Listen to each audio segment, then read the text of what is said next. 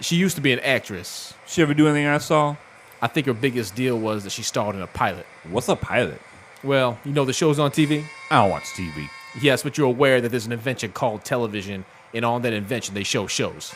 Yeah. Well, the way they pick the shows on TV is they make one show, and that show is called a pilot. And then that one show, they show that show to the people who pick the shows, and on the strength of that one show, they decide if they want to make more shows. Some get accepted and become TV programs, and some don't and become nothing. She starred in one of the ones that became nothing.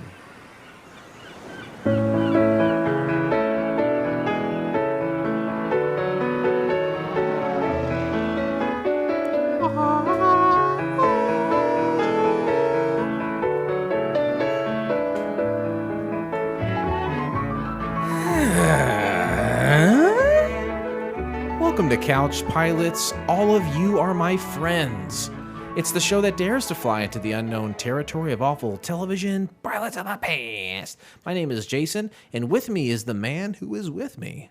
It's Captain Philip Restisher. And I hope we're always together forever and ever. I can't think of a time going forward in my life that I won't be with you. Aw.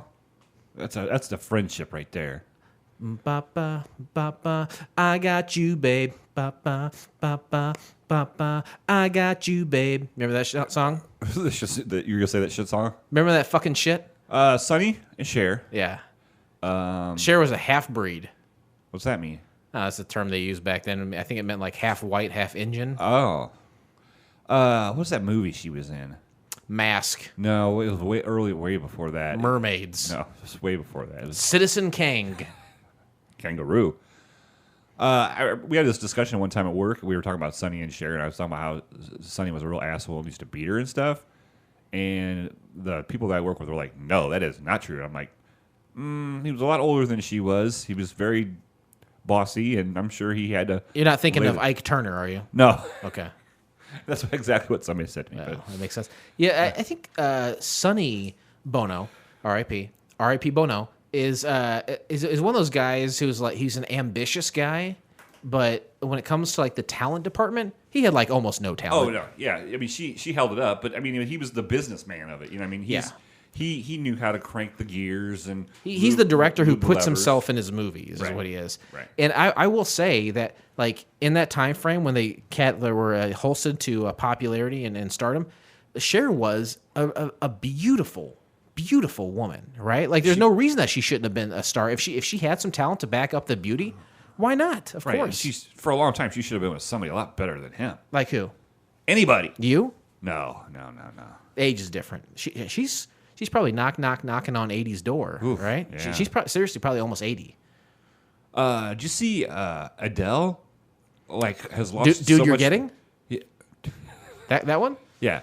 That she's lost all that weight? Oh, the singer. She. Yeah. Yes. I think there's speculation there, too, that's like, no one saw Adele for like 4 to 6 months, and now we can see her. So I think there's probably a little cut, snip, don't you? Oh, I would think that she had the money to do it, yeah. Sure. And she got all the stuff, like the extra stuff cut off. A lot of people have that surgery, and they can't afford to get the stuff cut off. I've known people who've had it done, and it's distracting. It's sure, there's that, but it's also like it takes a toll on the body. Sure, for sure. People who work really hard, like I've known people who've worked hard to get rid of the weight, and there's people probably like Adele who had probably had some sort of surgery. But either way, you end up with a lot of extra skin, and that's it's cumbersome. What's the comedian, the black guy, Ron Tracy Funches. Morgan. Ron Funches. He's lost a lot of weight, and he even talked about, he's got all this extra stuff. He's got does he got a lot of saggy, weird skin? Yeah, he has got to hide it all. You know what I mean? You got to hide it all. How did he do it? How did he lose the weight? It was strictly like working out and stuff. Well, good for him. Yeah. There's a guy who really went the distance. He looks a lot different. What's he doing? That is part of it, right? Especially young people. Like, if you're an old guy, you're like a big fat old guy, and then you lose weight, then you look like an old guy who lost the rest of his body. Yeah, you look very wrinkly. You look like a goddamn California raisin, right? Like you went into the sauna for too long and fell asleep. Yeah, that's right. But when you're a younger person, like a Ron Funches, you can, but it does dramatically change the way you look. Oh, for sure. And he has a distinct cadence and such. Yeah. And it's not near as, it's still there for sure. Like the laugh and stuff. There are times when you hear a guy talk and you're like, I don't know what that guy looks like, but I think he's a fat guy. And Ron Funches was that guy for sure. But he still has that cadence, but you can tell he's just not huffing and puffing. Name a couple guys that you can think of that are like when you think of them and like you maybe relate their success directly to being a huge fucking fat guy. Chris Farley. Yeah, he was a physical guy. Yeah. Yeah. Because he was so physical, and he was the funny fat guy. You know what I mean? Yep. And John Candy, I guess you could say too. Huge fucking fat guy. Yeah. Right. You got to wonder though, these guys who, because I mean, you talk about these fat guys and their physicality. You have to wonder if they weren't that fat, would the physical stuff still translate? Sure. Would it? Maybe not. I don't know. Yeah, you don't know. Yeah. Do you think there's fear in some of those people? Like, obviously, those guys are both dead. But if you got a huge fat guy who's like, do you think they're ever scared to lose the weight? What's that one guy's name? That Fluffy? The white guy white comedian, always talked like he was black. He was a really big. Oh, but he died too, right? What's his name? Not Rudy, but Rudy Giuliani. No, I don't know what his name. I think I know who you're talking about. I can't remember his name because I was never really a fan. But, Yeah. But it was a big fat white guy. He died a couple years ago. Yeah, right? because he was just a big boy. Oh yeah, I'm gonna go to Google right now and type in is huge fat white comedian. Let's see what it comes up with. Why don't you do some guesses while I'm looking that up for you here real quick? It's right at the tip of my tongue. Rudy or Huge fat. Roy Jones Jr. No, Robert Plant. I think is what it was. Huge fat. White fat. God, what is his name? Ralphie May. See, I had the R right. Ralphie May. He's dead. Yes. It's been 2.5 years. It's dead. October of 2017. Yeah, cause of death on there. Run over by a car. No, I'm sure his heart exploded like the fucking Death Star. Right. Jesus Christ, the guy he may have had fluctuating weight, but he was never not 350 pounds or less. That was a big dude. Yeah, and would he have been as funny as it? I don't know. I think with some of those guys like John Candy and this guy, and part of their allure is that they're the tubby, fat, funny guy. Like Peter Griffin on Family Guy. Would he be as funny if he wasn't? There is okay. So if you're a big fat guy, what you're going to do in your act is you're going to talk about being a big fucking fat guy, right? You come up to the stage in the United States of America, and you're an Asian guy. What are you going to talk about? You're going to talk about being an Asian guy, right? I saw recently. It's a list of people who in the past year who have had 60-minute specials, comedians. Over this on column A, you got men. Column B, you got women. And it showed all the different amounts of time that they did in their special. It went down from 40 minutes to like 85 minutes, all these different people. And then it showed how many of those minutes were related to sexual humor. Okay. Who had more minutes in sexual humor? Women. Undeniably. Yep. Like women talk about sex in their act probably 3 to 4 times the amount of men, easily, hands down. Yeah. I think it was Eliza Schlesinger. Oh. Had say she had a 60-minute act, no joke, probably 45 minutes was about just sex jokes. Yeah. So I feel like that kind of shit, like I don't mind it. I honestly don't mind it, but don't come at me with like Me Too shit or like feminism garbage if we're going to worship at the altar of these women who are doing much more dirty and sexual humor than men. Right. You know what I mean? And are they doing it to be like, oh well, guys can do it, I can do it, or are they like, fine, you want this? Then this is what you want. Then this is what's going to make me my cash grab. Then I'll tell jokes about my flappy roast beef curtain. Well, I just said the name Eliza Schlesinger. You knew who that was. Yeah. And I think there's probably half of those female comedians probably in the lower end of the sex jokes that you may not know who they are. And so I would say this, if you are a woman and it pays to do that kind of humor, you are probably dumb if you don't do that. Try. Yeah, and I'm not shitting on women that do it. I'm just saying, why don't we go easy on beating up fellas for talking that kind of shit when the most popular female comedians commit those crimes in far greater numbers. And I've watched a lot of those specials. I watch a lot of the comedy specials that come on Netflix. And it's like that. It's either man bashing or it's, it's the sex talk and the man bashing. You know what I mean? Like, how do you do both of them? I don't know. It's okay to degrade myself, call myself a slut, but don't you fucking call me a slut. Yeah, I think that's exactly right. And then it's because it gives them power, quote unquote. They feel like they have the power to do that. It's whatever your ethnicity, whatever you're like. A gay guy is going to talk about being a gay guy, right? A Hispanic fellow, George Lopez, is going to talk about frijoles. You know what I'm saying? So it's whatever. What you lean into, whatever you are, right? And hopefully something better comes out of it down the line. And I hate for people to just hang their hat on that shit, but everyone's got to bring home a paycheck at the end of the day, right? Do you like the quintessential setup punchline, or do you like the story delivery? I like anyone that can do it well either Right. way. I can't say one or the other. Like a guy like Mitch Hedberg. It's just joke, set up punch. Yeah, that's fun. Yeah. But then you could listen to a guy like I don't know who's a storyteller. Well, like Burt Kreischer is a. I haven't seen his shit. He's it's very much a storytelling, but he's funny, right? Oh, he's fucking hilarious. I mean, if you can do it well, whatever it is, then I will probably want to see it. But still, I definitely have a different mindset when I'm watching those two separate kinds. I'm like, okay, I got to pay attention because, I hope Molly doesn't say anything because I'm going to miss the setup and the punchline is not going to be as good to me. Whereas when I'm watching like a storyteller one, I get, you get involved in it. You can, if you miss a sentence or two, you can get caught up before the pop. So. Well, you and I are involved in a text chain. We've mentioned this before. Some of our area friends who are podcasters, and Dustin the other night was like saying, I am watching I Love Everything, the new special from Patton Oswalt. Yes. And I said, well, that's funny you mentioned that because just last night I watched like the first 20 minutes, and that's all I needed to see. I've never been a huge Patton Oswalt guy. I think he's a guy that leans too hard into the I'm a nerd. Look at all this nerdy shit. I feel like people. I don't know. I'm not a huge Patton guy, but my girlfriend really likes him, so I was like, oh, yeah, let's turn it on, let's check it out. I didn't laugh at all. No, and a lot of his stuff seemingly was storytelling. And I mean, I like Patton Oswalt. I do like him. I just don't like I don't think his comedy is that great. Yeah, no. And we were watching it the other night, and Mom was like, "Well, if you don't want to watch it, you can turn it off." The Patton one. Yeah, I'm like, "What do you mean?" She goes, "Well, you're not laughing." I go, "No, not funny yet. It's not funny." And she's like, "Well, then turn it off." I go, "Well, no, I've already watched it for 45 minutes.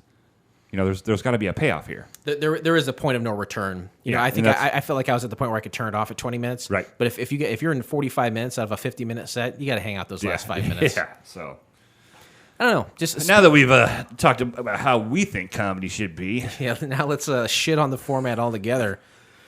Last week we talked to a friend of the show, and again, the primary guest. Because I think we called Steph on that show, and then we had Matt and Kevin on that show. But David Lytle was the primary guest on my most favorite episode of Couch Pilots we've ever done.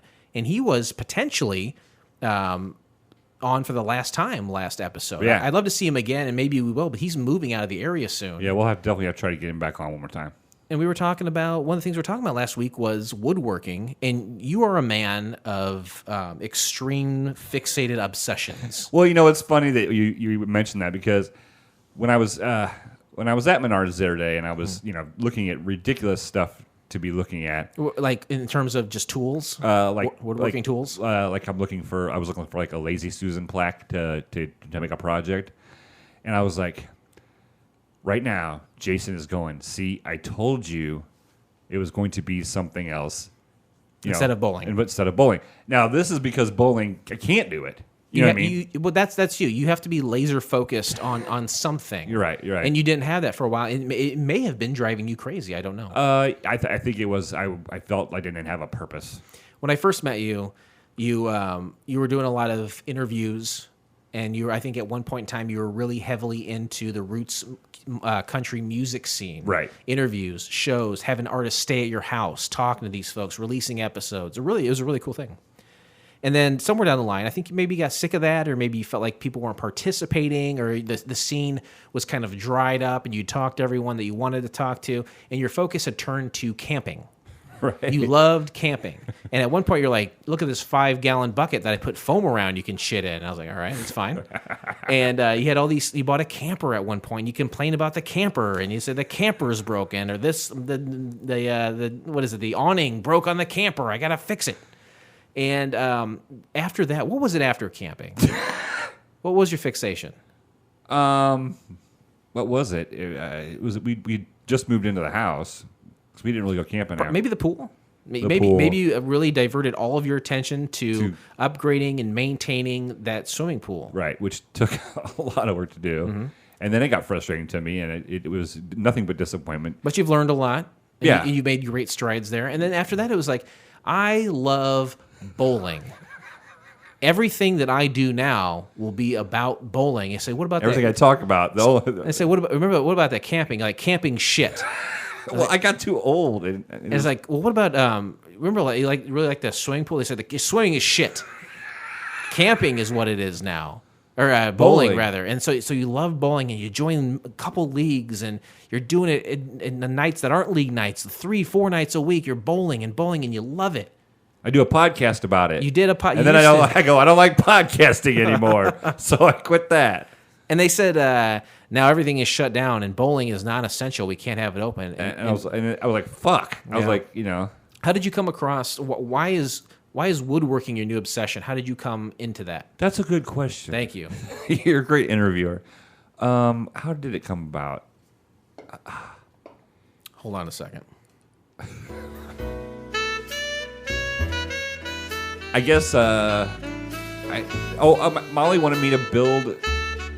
I wanted me to build that stovetop thing, I think. Mm-hmm. And then I got really into it and started watching videos, and then I've watched hours and hours of videos on YouTube. No, but it's skill that you can.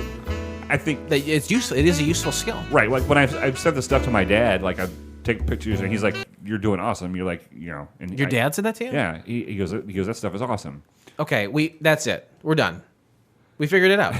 I just wanted my father's approval. Absolutely. That's exactly it. We just figured it out. Your dad said to you something my son Blake Clayton did was awesome. We did it. Yeah. That could be it. I'd be more than happy to discuss it further, but we have figured it out. Oh no, I know how woodworking got into, because I had having the deck made, and I had all that extra wood, and I was making those like planners for people. Just trying to get rid of the wood. Just trying to get rid of the wood, and then not being wasteful. And then I was like, all these weigh 300 pounds. How can I make these different to where they don't weigh 300 pounds? Mm. So yeah. Well, since then you bought a lot of equipment. I get a lot of photos, and if you follow Blake or you're his friend on Facebook, you can see a lot of his shit. I'm not on there. I don't see that, but I get to come over and see it in person, and I can tell that you are. I feel like at some point every place in the house is going to have something that you've glued and nailed and sawed and sanded and stained together somewhere in the house. Right. How do you think that Jack and Jill bench I did? I think that it was great that you made it. Did it look like a professional did it? You're a professional now. I think that means you get paid to do it. What is a Jack and Jill bench? Is that basically you can sit back to back? You don't have to look at each other? No, it's like a bench with it's like two chairs next to each other that are connected by a little table in the middle. Okay, and does it swing? It's just one piece. It's steady. It doesn't swing or sway. No. Does it twist? No, it shouts though. Does it flip? Flip dip. Potato chip? Flip Fantasia. Who's that? Cantaloupe? Are you still doing projects in your garage? I mean, 'cause I haven't been over to your house. I know you've done a lot of work in your garage, and I'm not only am I getting into woodworking, I'm getting into like trying to figure out ways to consolidate or organize better out in the garage. I am the best at organizing. Right, you are. I really am. And so I kind of want to come over and get some ideas. You're welcome to, or come over and see my place, and I give you a consult in your garage. First thing I would say is you're wasting a lot of room on the floor by spitting on it. Do it outside. Why does that bug you and Molly so much? It's just like it's like fucking disgusting, I guess. Oh, yeah. Okay. She also likes to don't pee outside. I pee outside. Do me now. So you're. I see it's summertime because you're back to wearing your salmon shirt. My salmon-colored shirt with white octopi. Yeah. Octopi? Yeah, I'm not going to show you this, but I'll tell you what I did. I know you'll make fun of me, and I'm opening myself up to be wounded by you right now. I went to the store, and I bought a 6 or an 8 pack of Hanes white T-shirts. Nice. Okay, and I wanted something to fit under my button-up short sleeve shirts with the collar, but I don't want the sleeves popping out. The sleeves of the. So what I did is I cut the sleeves off of all these, and I know what you're thinking. Just go buy yourself some wife beaters. I say, Blake, I'm not married. But what I don't like about the wife beater shirt is, first of all, the name is horrendous. I don't care for that. Second of all, the collar goes way down. Yeah, I like the collar up here. Yeah. I like for just to be able to see this. I don't have a chest worthy of showing off. I want to keep what I have covered. And so what I did is I took the shirts and I cut the sleeves off of them. And I think I did a very bad job, but you can't tell, can you? How do you do a bad job? I think I cut them way low.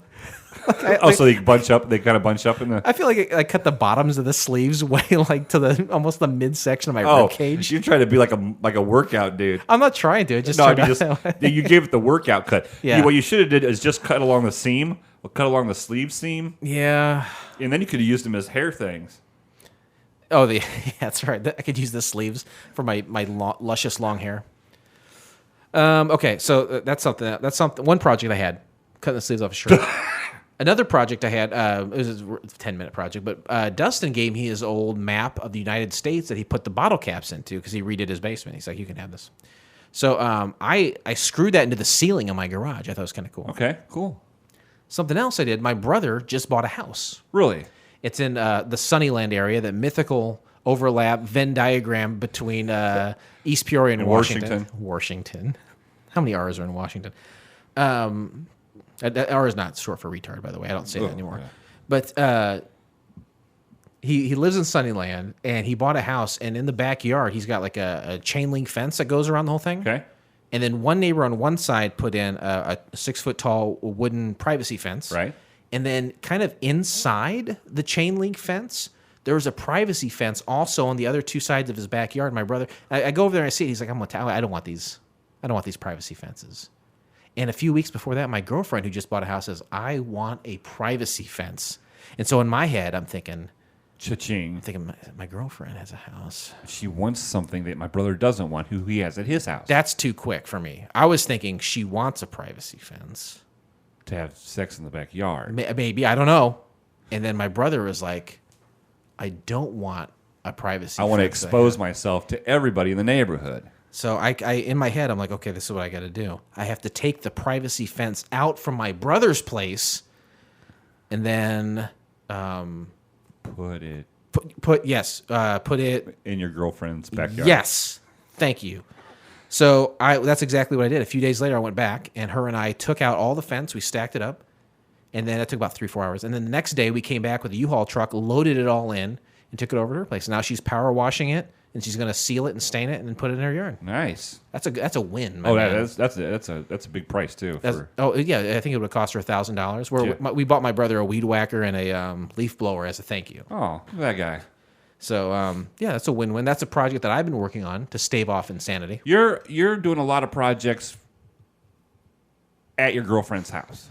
Yeah, I helped her out a lot, and then I helped out my friend Matthews on the show. I just spent any reason to get out and kind of be semi-social and also productive. Just give me a reason to do it. Just give me a fucking reason to get out of my house. I want to do it. Yeah, well, I would trust you with the project to help me with it. That's very nice of you to say. No, seriously, there's a lot of my friends I would.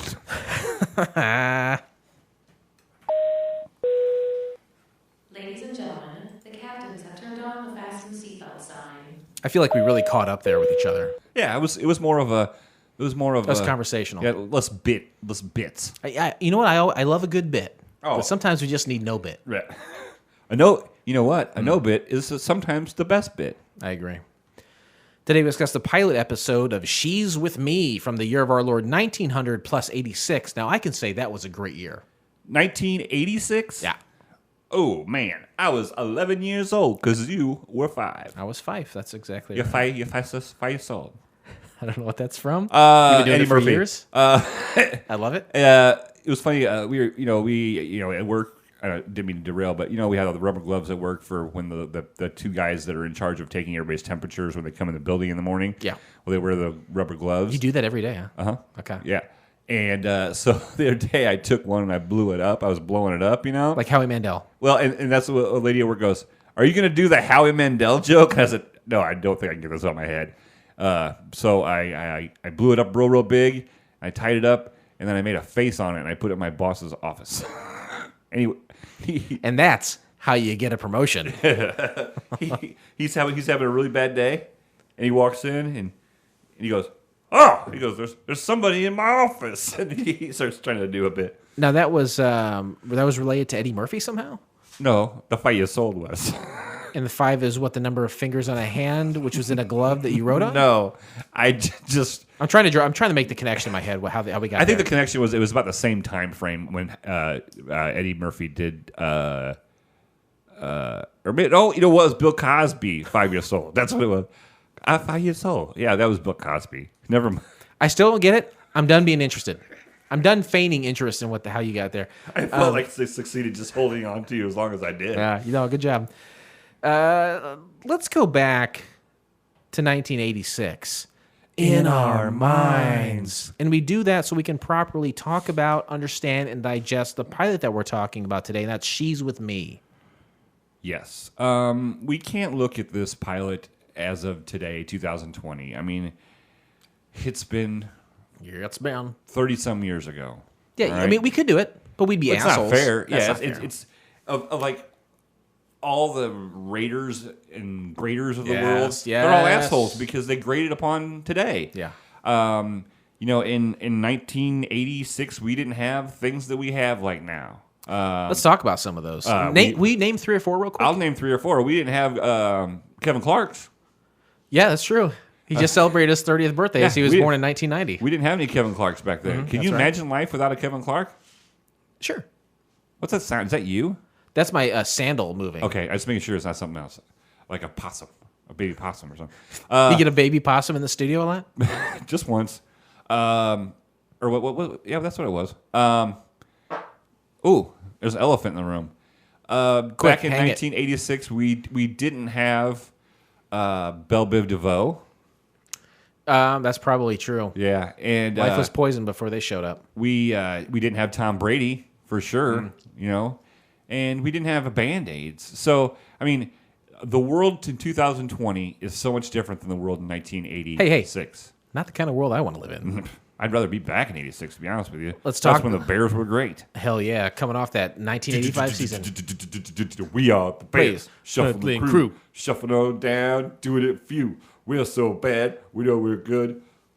Something. Papa Bear Polis. What is it? Papa Bear Hollis. Hollis, that's right. June 6th of 1986, Storms of Life, the debut album by Ben's Fold 5. Randy Travis, is released. What was it called? Storms of Life. Oh, I thought it was Old 8x10. It was the Billboard Album of the Year in 1987, but it was released in 1986. June 6th of that year. Randy Travis, great singer, was a big stupid drunk, and he had like a stroke, Oh, geez. and now he can't sing or nothing. But Oh, that's a bummer. I no ill will towards Randy Travis. I just don't care for the country music. But I know you like that kind of music. But to me, 80s is kind of really the beginning of the end for country music for me. yeah, like on one hand, I count the reasons I should stay with you, but the reason I must go is on the other hand. He's talking about his wedding ring. I thought it was a song about jerking off or stroking or having a stroke. June 14th, Fantasyland's Mindbender derails and kills 3 people. Galaxyland, powered by Hasbro, is what Fantasyland is called now. Is previously known as Fantasyland, is an indoor amusement park located in the West Edmonton Mall in Edmonton, Alberta, Canada, the largest mall in North America. So a roller coaster crashed, killing people. In a mall, yep. That's why I don't get on roller coasters. But you have been on one before. Once in Holiday World. I went on the Raven at Holiday World, and then once a long time ago, I went on one at. But I took a lot of calming medicines to go on it. AKA Mary Jane. No. It was like some sedative. I don't remember. I see. Prozac or something. I have been on a lot of roller coasters. And you can tell. And you can tell that I've been on them? When I look at you, I'm like, that guy. Because my belt's all fucked up, right? And I got a notch on my belt for every roller coaster. You have really thin eyebrows. What does that mean? My eyebrows are weird. From the wind. They're lower than you don't have a lot of hair up here. Yeah. It's most of the hair is here. So I'm assuming you've been on a lot of roller coasters, so you've been like this a lot. And the wind blowing. I like the face you assume people make on roller coasters. I'm not scared of them. To me, it's the same, like, roller coasters, what we're doing on a roller coaster, we have no earthly business doing that. That's not for us. You want to get on an airplane and go through the sky at 300 miles an hour? We have no earthly business doing that, but we do those things, and many people do them regularly, and the death rate is unbelievably low. Better, it's, of course, the death rate of those is far better than being in a car. Yeah. And still, we do a car every day and don't think twice about it. Right. But so for me, it's a numbers game that I have to psych myself out Are you of. trying to be? Are you? Is there a thrill to it, or It's just fun. Yeah, it's what makes it fun? just the zipping around and going fast, and yeah, it's fun. Zipping around, going. You just, I love just zipping around. I love going zigzags, twirly twos, and zippity zip zams. I love it. when you say it in the Sam shirt with the octopus on it, it's even better. What if I put the collar up? No, don't do that. But it was so funny. I had to close my eyes. I can't look at it right now. I want some zippity Sam. And you're just like, you just got your head got on a roll squirrely thing. And I've got sass for days, my friend. I guess so. I've got a lot of sass in me. You know what? People will go, what do you like about Jason the most? I was like, he just got a whole bunch of sass. That boy is the bucket of sass. We should do a whole episode. What? What the fuck? We should do a whole what? And then you headbutted the microphone? What happened? We should do a whole episode with those accents? Yeah. Remember that episode we did where we were really serious? I remember that. It's pretty funny. Yeah, I like roller coasters. I would go on a roller coaster. There was a film to cinema, Final Destination, I believe it's part 3, where, at the beginning of all those films, a giant tragedy happens that kills a lot of people. One of them was on a roller coaster. And to see that happen and what people have come up with, like things coming off the track, people flying everywhere, scary. But you'll still do it. I still do it. You've got sass for days. It's my bucket of sass. June 23rd, Eric Thomas develops ListServ, the first email list management software. So that's the man who said, there's a better way to do this. How many email accounts do you have, and how often do you monitor them? 4 active. Mm-hmm. And is any of them like a private one that you use for weird shit, Bobby Sox related? No, I'm too scared to do that. I have one that I use. I've got Your one Reddit one. Your Reddit one. Don't you have one just especially for Reddit? No, I think I've just got an account with Reddit. Oh, but I have one, and then I use the one for our show, and I've got one at work. I wouldn't really call it mine per se. Maybe it is. I don't know. And then I've got like a couple other ones from the past, but I only really monitor like 2 or 3 of them. I get alerts. I mean, I don't monitor them. If I get an alert, I go to it. Yeah. Anyway, thank you, Eric. I like how the when I get emails from my ex-wife, it goes to 3 of them. They're all the same one. And what do you Same respond message. to those? Yeah. No. Well, thank you, Eric Thomas, for helping us Eric. managing our emails.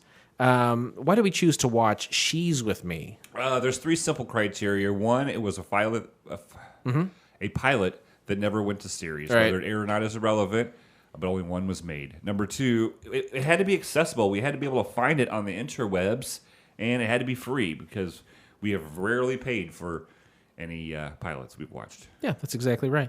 So you're probably asking yourself, where can I find the entire episode of She's With Me? Well, you can do so by subscribing to Couch Pilots on SoundCloud, Spotify, Apple Podcasts, or your favorite podcast app of choice, and then simply click on one of our classically blue links in our show notes, or go to YouTube. Blake? And you know what to do, Tube. You'd be really proud of me. I'm proud of you. I figured out how to make something from my YouTube on my phone onto my TV. I finally figured it out.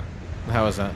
I just turned on the Wi-Fi. I never had it on the Wi-Fi, so it wasn't even picking up. But that's probably the same premise of how you're now watching porn on a big screen television, right?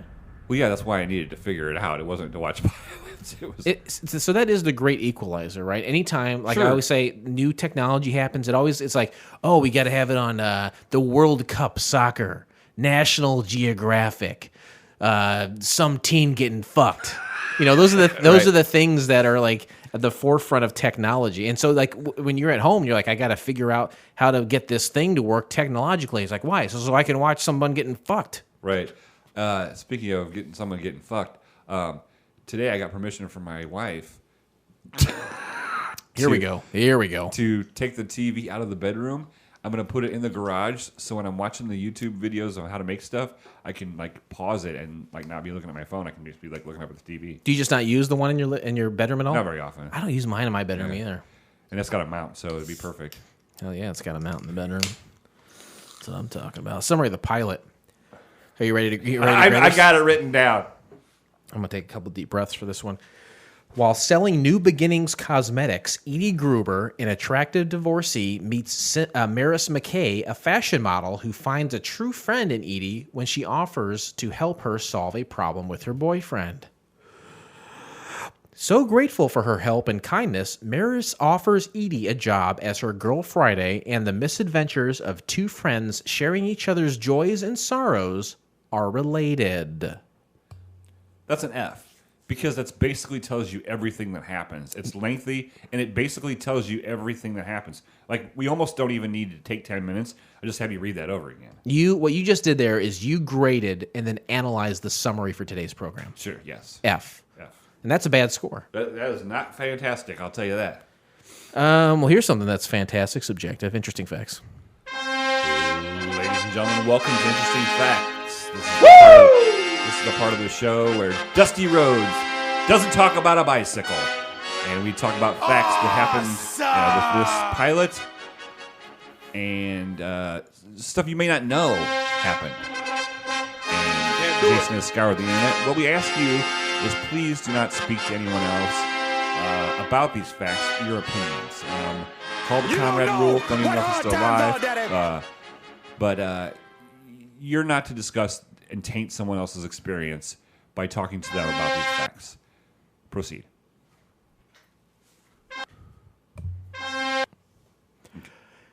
Interesting facts. NBC comedy released on July 19th, 1986. Middle of the summer. We know what that means. Fact. Dead Zone. The Dead Zone. That's right. A successful TV show on USA starring Anthony Michael Hall. Created and produced by Ron Leavitt and Michael G. Moyer, who would go on to create Married with Children. Yes. Fact. You knew that, apparently. No, you knew that. Okay. You agreed almost understandingly. It's an adverb I very rarely get to use. But you throw an L. You're welcome. Yeah, and thank you, Lee. That calendar, that word a day calendar, you're killing it now. Yeah, the word a day calendar for second graders, understandingly. Stars Dinah Manhoff as Edie Gruber. You may know her from Child's Play, Grease, and Empty Nest. Empty Nest, fact, which is a spinoff of The Golden Girls. Mm-hmm, that's right. Fact. Also stars Jerry Hall as Maris McKay. You may know her from being married to Mick Jagger and Rupert Murdoch, the media mogul, at separate times. Fact. I didn't know that. Fact. Finally stars Candace Azara as Alma Alderman. You would know her from Catch Me If You Can, Ocean's 12, and Caroline in the City. Sweet Caroline. Bam, bam, bam. I don't remember you on that show. That show. I just got a text message from David Lytle. Should I read it? Yeah, sure. Careful driving home. I've never experienced rain so bad while driving. I was going 45 miles an hour on the highway the whole way.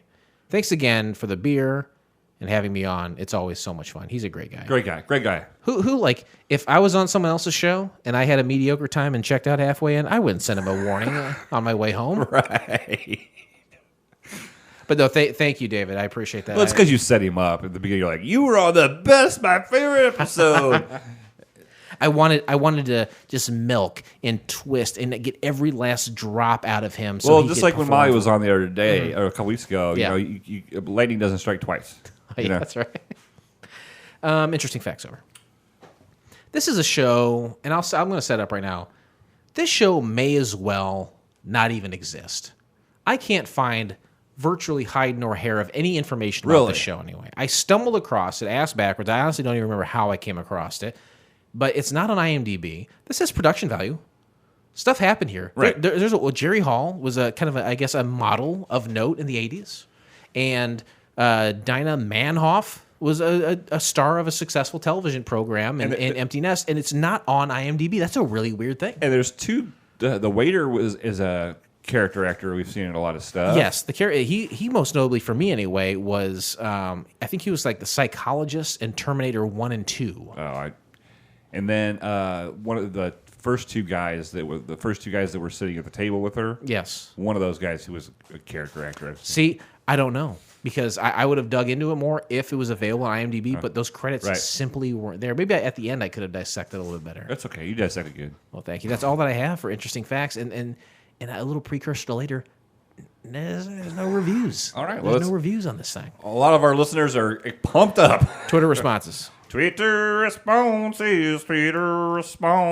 I wonder Jason got some Twitter responses. Yeehaw. No, I didn't. Let's go 10 minutes on the clock, and we'll break down the pilot episode of She's With Me. Blake, go ahead. Right off the bat, you got that sweet, sweet 80s saxophone music. Yeah. Love it. And there's photo albums, just pages after pages of these, like, model pictures. It's basically saying you have two stars of this show. And this is how they came together. Yeah. And right off the bat, opening scene, it kind of pans in an apartment that looks like every apartment from the 80s in New York City. That wide open, all those big open living rooms. What was the pilot that we watched where the wife like shot her husband in the toe? He was a cop. And he said, you know what I'm talking about? I do know what you're talking about. I think the apartment was the same exact one. I really Wasn't do. that where the young lady went to live with them or something? Yeah. Oh, I remember it being garbage. Yeah. Imagine that. You could have just said that, and 9 times out of 10 you can kick. There's a laugh track. Right, there's a laugh track before anything is before even any said. dialogue. Yeah. And also the laugh track in this, like there are like some intense laughter. Like there's like one lady that had microphone, and she was like,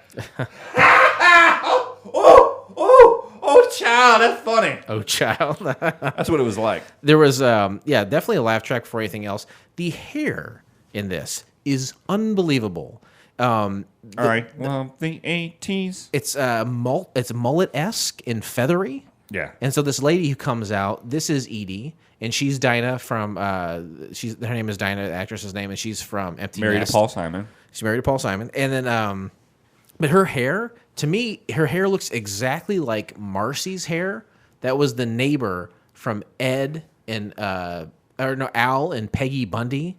Okay, yeah, next door. it was frosted tips. Yes, it was the same hair that Marcy had from the people who made this show from Married with Children. Yeah, Anyway. That's good. That's a good callback there. Well, thank you very much. We're in Edie's apartment in New York City, and her friend / neighbor Alma comes over, and they what they do immediately is they bust open the newspaper or magazine and start gossiping about celebrities. Right, and they're talking like they knew, like back in the day, like these celebrities they can remember stuff. So at first I was like, they just love celebrity culture. Oh yeah, but I kind of thought, okay, well, what's going to happen is these guys used to be like in the clique of high society with fashion or something. You thought there was going to be more of a story related to that. Yeah, but no, they were just making shit up. Edie sells cosmetics door to door, and she's got a lot of doors that get shut in her face. It's called New Beginnings Cosmetics. Yeah, it's that door to door stuff. I mean, that's impossible to do, right? Even back then. I don't want to answer my door now. No. The lady, her name is Maris, and that's played by Jerry Hall. And she lets her in, and without even looking at her, she's just happy to get in someone's apartment. Right, so she starts going in through her spiel without turning around and looking at the person who let her in. She turns around and looks. Ooh, there's this model, hot 60 long-legged model. And yeah, she's like, well, I obviously don't need to sell to you. She packs up her shit and starts to head out the door. Maris is a model. And Edie thinks that she doesn't have any actual problems. And when Maris starts to talk about her actual problems, she really doesn't have any actual problems. Yeah. Anyway, but she's from the South.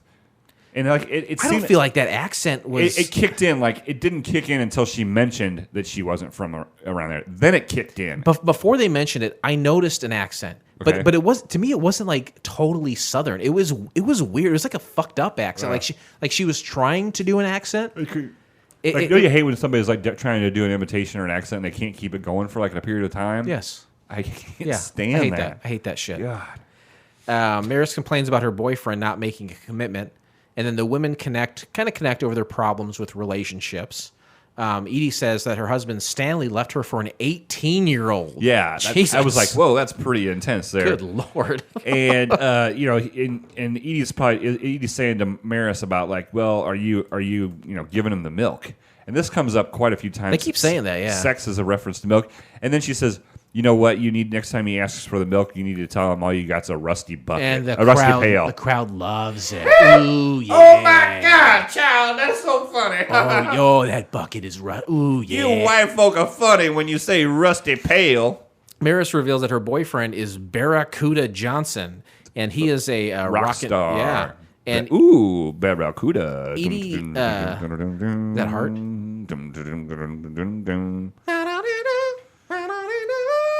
That's a lady who got really fat too. Edie knows exactly who Barracuda Johnson is, and because she is a celebrity gossip hound.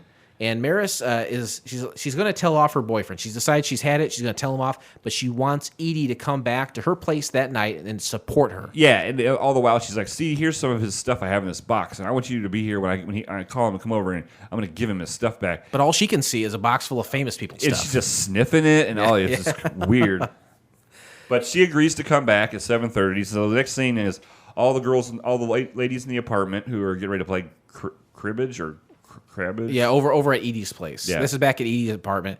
And all the neighbors and Alma, they're getting her ready, and she looks good, and she's like, they're wishing her good luck to go meet Barracuda. Right. That's really what this is for her. She wants to meet Barracuda. Yeah. And she goes in the elevator, ends up being a wet paint sign. Yeah, she said right before she gets in, she's like, my luck is about to change. Right, and then two guys get in. They have cigars in their mouth. One's holding the trash. Then the next floor, a guy with a dog comes in. Plumber with the plunger, and cats and dogs are fighting. So she gets to Maris's apartment. There's no Barracuda. Yeah, he's not coming. It's just as well because Maris looks like, or Edie looks like shit now. Right, and Maris is supposed to be like super hot. Is Maris that I attractive? I don't think she was that attractive. I thought she had a really long horse face. Maris, Jerry Hall. I'm sure there was a time in her life where it might just been the fashion of the time that's a turnoff to us. That could be. I don't like the hair. May have been like, that's not a very attractive way to wear your hair. I'm sure that Jerry Hall, in some aspects or some time, is a very beautiful woman.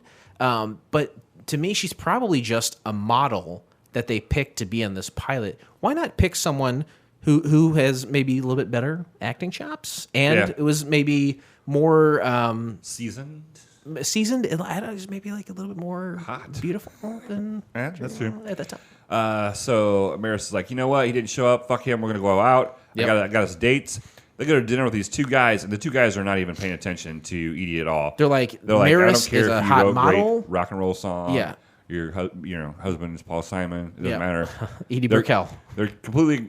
Did I run it into the ground so much that I just need to say it out loud, Okay. because I'm sure people don't know that Paul Simon is and or was married to Edie Brickell. So Edie's out of place. Even the waiter guy was kind of a dick to her, and so these guys are kind of being assholes to her. And Maris, Edie's a good-looking girl. yeah, right? she's a fox. Maybe do the hair a little bit differently, but she's a good-looking lady. Yeah. Don't be shitty to her. And so Maris is like, don't be shitty to my friend. You guys can just leave. Yeah, she sticks up for her. This is the only part of the show that I thought was really funny. Is Maris is obviously got the attention of these two guys. Edie's sitting kind of off by herself, kind of like, I think Edie's attitude is like, yeah, you know what, I get it. I totally get Right. it. What was I thinking? And Maris is like, you know what, Edie, these guys aren't treating you very well. You go ahead and you tell them exactly what you think of them. And she's like, and then so, you know what, Maris says, you know what, I'll do it for you. So she tells off the guys. And instead of the guys getting mad at her, they get mad at Edie because Maris said that it's what Edie was thinking. And that was funny. That was pretty funny. That was funny. They end up, she says, hey, I'm going to London for a photo shoot. I need a friend. What's it called? A Friday friend? A girl Friday? I don't know what that means. I'll look it up. And she's like, I need like a secretary. And she's like, oh, you don't have to pay me to be your friend. And she's like, oh, okay, well, will you help me find a secretary? She's like, I'll take the job. So they go dancing with these two guys. And that's pretty much about it. But Friday friend is A Girl Friday is a female helper, especially a junior office worker or a personal assistant to a business executive. Noun. huh. Girl Friday. Okay, thank you. And you're welcome. Thank you, research department. And also with you. And that basically, all of a sudden now they're friends, and that wraps. They go dancing. They're like, hey, let me pay my bill, and they're like, no, it's already been paid. These Oh, guys, I forgot. These guys paid it, and it's a guy who comes in, and they seem like decent guys, like, hey, but they're kind of like high society guys. Sure. They're like, we just got voted the #1 bachelors in all of New York City. It's like, we'd like to take you out dancing. And she's like, okay. So she goes and talks to Edie. It's like, you want to go dancing? And before she can even finish her sentence, Edie's just like, yes. Yeah. Like, I want to go on a date. I want to go have some fun. I want to go be involved in your lifestyle. I want to draft off of your lifestyle and experience, even if it is secondhand. Right. Your contact with celebrities, going to parties, being in the same vicinity of people of note. And they're walking away, and she has toilet paper on her shoe. Oh, Not just a little bit of toilet paper. like a whole A fucking whole roll of toilet paper. And in 2020, Yeah. people would look at that as wasteful. It's blasphemous. And as far as I'm concerned, that was probably about $35 worth of toilet paper. Have you heard anybody talk about toilet paper in the past month and a half? No, I feel like it's really toilet paper has really kind of dropped off, Yeah. don't you think? Yeah. Yeah, so do I. Ooh. Good timing. Please remain seated as we are now crossing a zone of turbulence. Perfect timing. That's how we do it. That's how it's done, right? 10 minutes on the clock, up and down, the whole summary of the pilot, the whole breakdown. Why didn't She's With Me work? This didn't work so much that you can't find information on it. Right. For me, I just don't think that there was any. Maybe in the 80s, they were trying to get, women's. Like, if this was like a soap opera or something, is different. But This is after Laverne and Shirley. right. But I still don't think, the women are, going to move their husbands out of the way on the couch after they worked all day so they can watch this. So But- you're talking about the viewing audience and Being how a they, female. Yeah, because Okay. I don't think guys are going to watch this. Okay, so you feel like it's alienating half of the population. And then the other half of the population can't get in front of the TV because their husbands are. And so, I think women probably, my mom, probably when her 35 at the time, she probably would have thought this was cute, maybe. I don't know. But, for a guy, two guys watching it, there was nothing like sex lateral that, we could. Sex lateral. Look at you. Who's got the fucking word a day calendar now? It's right next to my wood tips of the day count. Oh, I thought you were gonna say sex position of the day.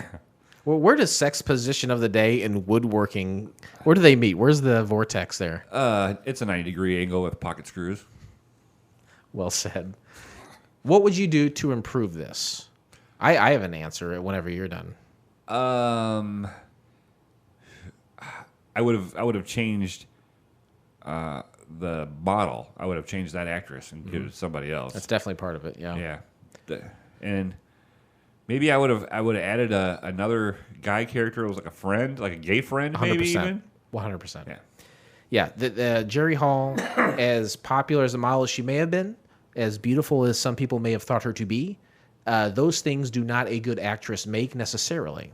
Correct. I think we needed someone maybe a little more seasoned, someone who's considered a universal beauty, but also has the ability to act in a comedic role. I don't think Jerry Hall brought that. Not at all. And you're right.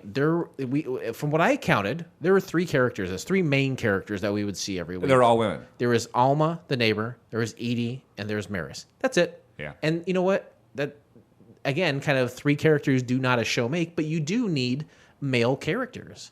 You want to see maybe the Schneider kind of character next door from One Day at a Time. Right. The maintenance man, or maybe Elma's husband is, a loudmouth Brooklyn guy. you got to have some male. He likes to force give in his it. opinion. You like, you women and your craziness. And All we blah, got were the lady sides. What does the guy have to say? blah. About Lady it? sides. Lady sides. Lady side. Ladies. That's kind of like homicide. Is that like murdering ladies only? Lady side. Phew. I apologize. It's where men all the way want to get rid of women. I apologize to all of our lady listener. I think that a one or two permanent, reoccurring male characters would benefit the show, not only just to make it a more believable, higher quality product, but also maybe to attract that male audience that you were alluding to earlier. Correct. I don't know. I don't know everything. Don't always come to me with your fucking problems. I don't know everything. Ladies and gentlemen, as we start our It's a big descent, responsibility please ensure your seat to know belts everything. and tray tables are in their full Although I know a couple people that think they do. Heavy is the head, my friend. Rotten Tomatoes. Of my dick. You have a big, the cock meat on your head of your penis is heavy? Yeah. Got a big, dense dickhead? Hey, big dense dick. Oh. Show titles abound. Yeah. Rotten Tomatoes score, no. IMDb score, no. I said it's not on there. Yeah. No. Critic reviews, None. no. There is something that I find occasionally, and it's like a book or some sort of reference material, an encyclopedia, if you will, of unmade or failed television pilots. This was in there, but all it ever gives you is about a paragraph, and most of the paragraph is telling you who's in it and what it's about. Rarely does it give you any other information. I found some info in there about it from that. Okay. Viewer reviews. The only viewer reviews I found were from the very few comments made on the YouTube page from which we watched it, and I will read those to you now. Okay. Monorail Beyond the Veil says, it rhymes, at 1843, isn't that the guy who played the ex-husband of Reba? Oh, yeah. Yeah, okay. I don't know that. No, Okay. yeah. So when they're at the dinner table, At the date. It's Yeah. the guy on your right that was next to Edie. Yeah. On the right, so between the two ladies. Yes, betwixt two ladies. Yeah, it was Reba McEntire's ex. He was a dentist. Never saw that shit. Yeah. Yeah. Wow. Okay, look at that. All right, very good. I'm glad that spoke to you. Sparked me. Spastic Teacher, that one doesn't rhyme, says, with some minor tweaks, this would have been a good show. Susan Harris as a producer should have made it a hit. I don't know who that is. I could Google it. I don't think a producer necessarily makes a show a hit. When you think about a television show, do you ever think of, who's the producer? No. I agree. Only Greg Garcia. Only Andy Greg Garcia. I agree. Ladies and gentlemen, welcome to FCF Airport. Local time is 11:11, and the temperature is 69 degrees. For your safety and comfort, That's please funny, it's got remain sex seated. reference. 69. It's like a circle on the top and then a circle on the bottom. Like two lines. Two tails. Oh, shit. Landing. We tell you what we think now. That's what happens. We give you a score related to our thoughts about this pilot. Do you want to discuss the grading scale, please? Yeah, the grading scale is based off of the wonderful television show Wings, which enriched our lives. I love it. And it was the inspiration for this show, a lot of this show. If that doesn't exist, we don't exist. We'd be doing one about Golden Girls. Ugh, thank God. We'd probably already be done by now, wouldn't we? Oh my God, I know. I think about that every day. We've chosen a category which could go on in perpetuity. You're like, I could have cut the leg. I could have cut off the limb, I could have got my degree by now. but I didn't. What were you saying? You tell me the grading scale. Oh, the grading scale is 1 through 7. 7 being the best, and 1 being the worst. The 1 is a Roy Biggins, and number 7, Brian Hackett, and anything in between. There's Balky Bartakamos, Yep. Faye Yetten, Lowell Mathers, Sure. Marshall Mathers. I love and that the guy that you like. Fred Armisen. I love that you say Lowell Mather, even though we haven't used him for like 3 years. Captain Philip Ressler, I turn to you. How do you rate She's With Me? 2. 2. I just it had nothing to do with. It's a girl thing, There's makeup. It's a girl thing, my man. I didn't think it was funny. I think that, like you said, that one little thing where you tell them what you want to tell them. That part was funny. Yeah. But other than that, I was pretty drained. Yeah, this is not very good. I think that Dinah Manhoff, the Edie character, Oh yeah. I thought she was all right. I thought she did a pretty good job. No, I think she held up her end of the bargain. Yeah, I do think so. The hair was tough to look at. I mean, it wasn't Tough times. Mid hard 80s. times, baby. The mid 80s. Bicycle. For hair for ladies in the mid 80s. Here for my bicycle. It was hard times, ladies. I'm so sorry. Zim, zam, zoom. I got a bucket of sass. I'm stuck between a 2 and a 3. I think I'm going to have to give it a 3. Okay. It's not very good. We've seen sitcoms lay much bigger eggs than this. Edie or Dinah I think she did a good job. I think if they made some tweaks, there could be some potential here. But overall, not very funny. Definitely aimed towards women. I like your idea about mid 80s. You know, what do you got in the mid 80s? Maybe 2 televisions per house. Now every room in every house has 5 TVs. Right. So anyone can watch whatever they want, whenever they want, how they want. Watch it on their phone. Watch it on a tablet. Watch it on a laptop. But back then, you're probably sitting in front of one, maybe of 2 TVs in the house. Yeah, and your husband worked all day long. Yes, his fingers to the bone. He's Bringing all, home the bacon, baby. He's all scarred and scabbed up. He's got a bunch of calluses. Because he has a dry cleaning business. That's right. And all they use is old-fashioned irons. Ugh, why would he do it that way? The old ways are the best ways, I suppose. I give it a 3. You give it a 2. And with those not very impressive scores, we close the book on She's With Me, and we will never mention that program again. Yeah. But join us next time, won't you please, when we watch the pilot episode of Delirium. Good luck spelling it, punk. Here's a little something to wet your whistle. Set in a world where love is deemed illegal and can be eradicated with a special procedure. With 95 days to go until her scheduled treatment, Lena Holloway does the unthinkable. She falls in love. You can find the entire episode of Delirium by subscribing to Couch Pilots in SoundCloud, Spotify, Apple Podcasts, or your favorite podcast app of choice, and then simply click on one of our classically blue links in our show notes, or download the app for Daily Motion and check out all the commotion. Can't do it. Delirium. That stars Emma Roberts, the niece of Julia Roberts. Oh, okay. And maybe the daughter of Eric Roberts? I don't know. Grandchild of, what? Olivia Newton-Roberts? Eugene. Eugene Roberts? No? Oh, what are you doing? Are you looking it up? No. I feel like, what happened there? I just saw some. Okay, I'm sorry. Steve Ramsey came out with a new video today. Did he? What's it about? Is it about routing? No. Well, when the quarantine started, he's like, hey, I'm going to do a video every day. Steve Ramsey is a woodworker that you've been following. Right. And so today is... this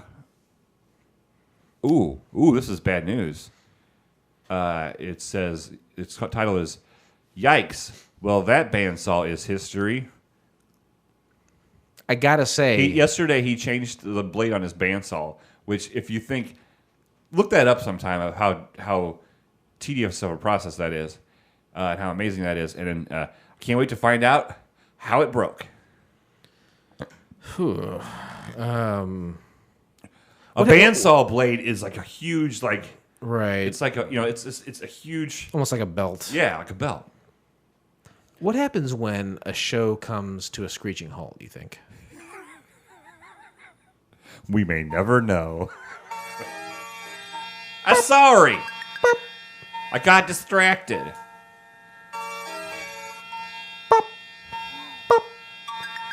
Awesome!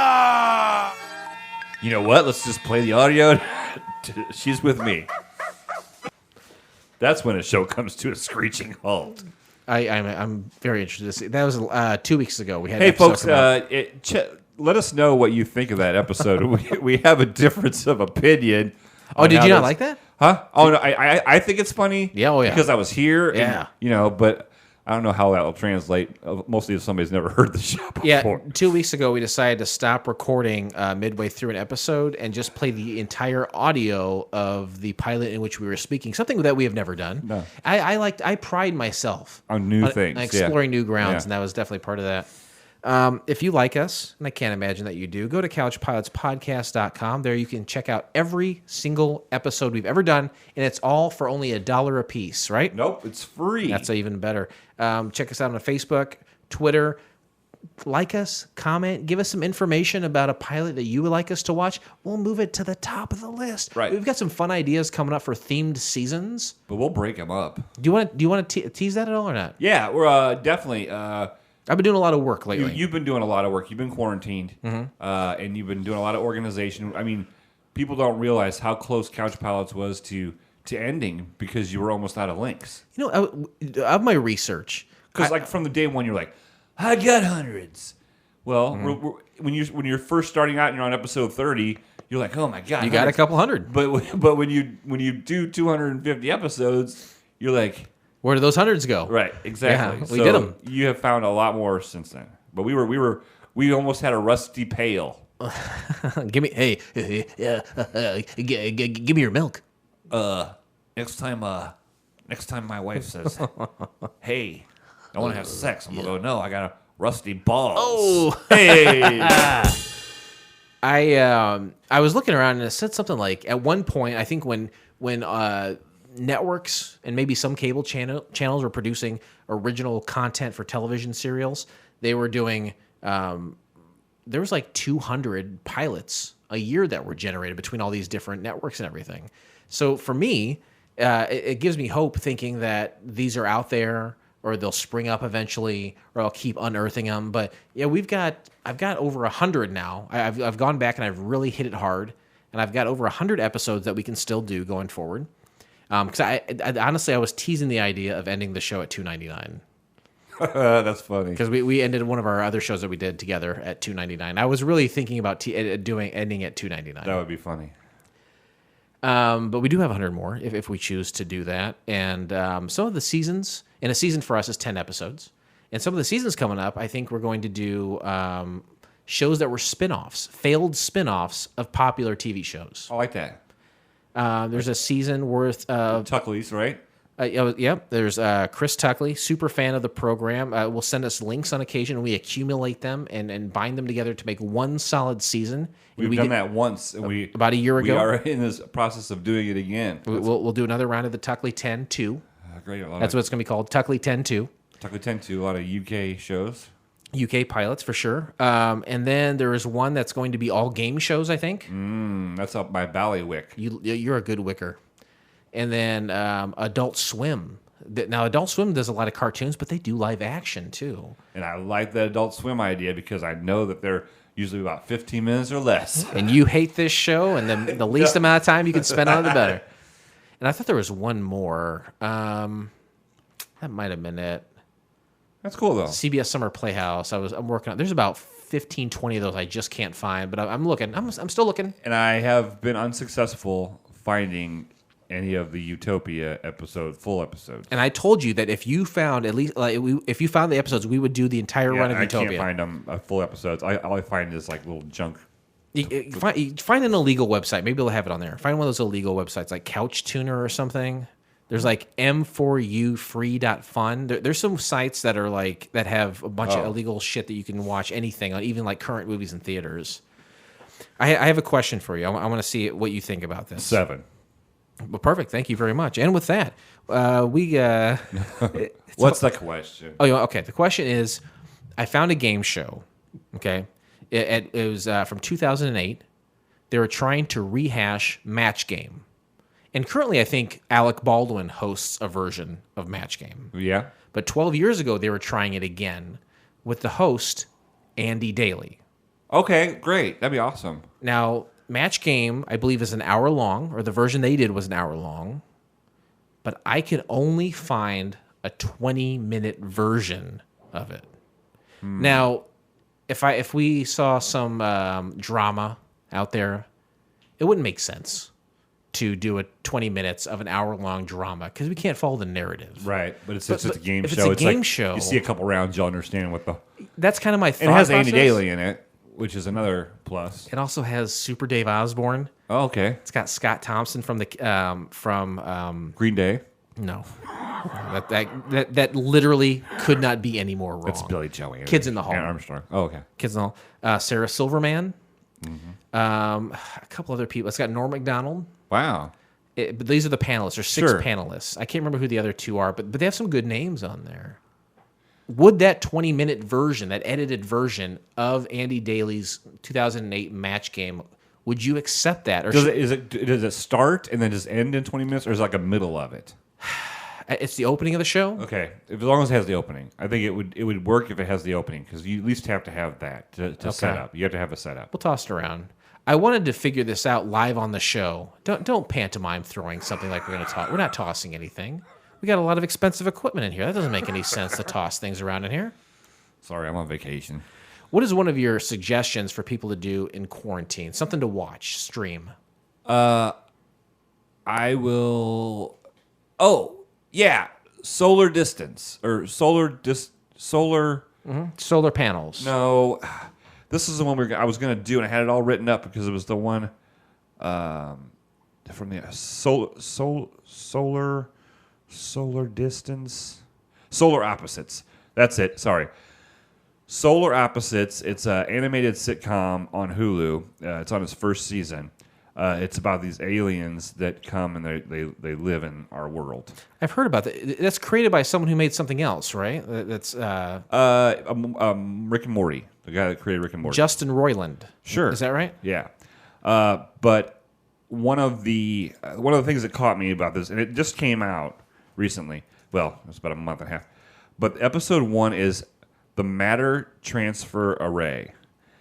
And they make the 2 main characters, the aliens, they make a fun bucket real while the replicates deal with the school bully. So there is a spoof on Fuzz Bucket, and it's called Fun Bucket.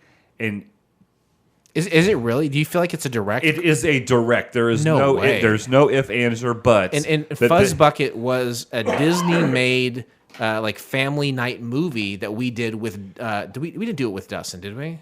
I think we did it with Dustin, and then we did it with Dustin, and then I went on Dishing Disney, and we did it again A couple years later, yeah. Yeah. Wow, and they referenced that very obscure Disney movie. But they family call him movie. Fun Bucket, and he looks the same. And that's the first episode? It's the first episode. Wow.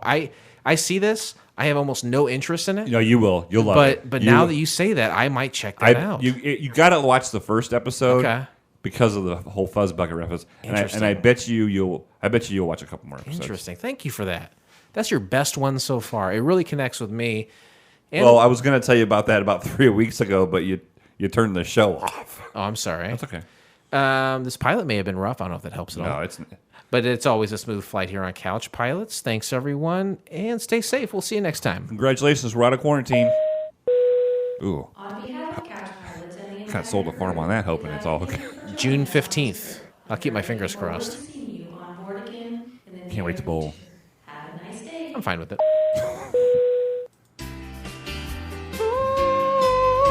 You should go to Reno with me.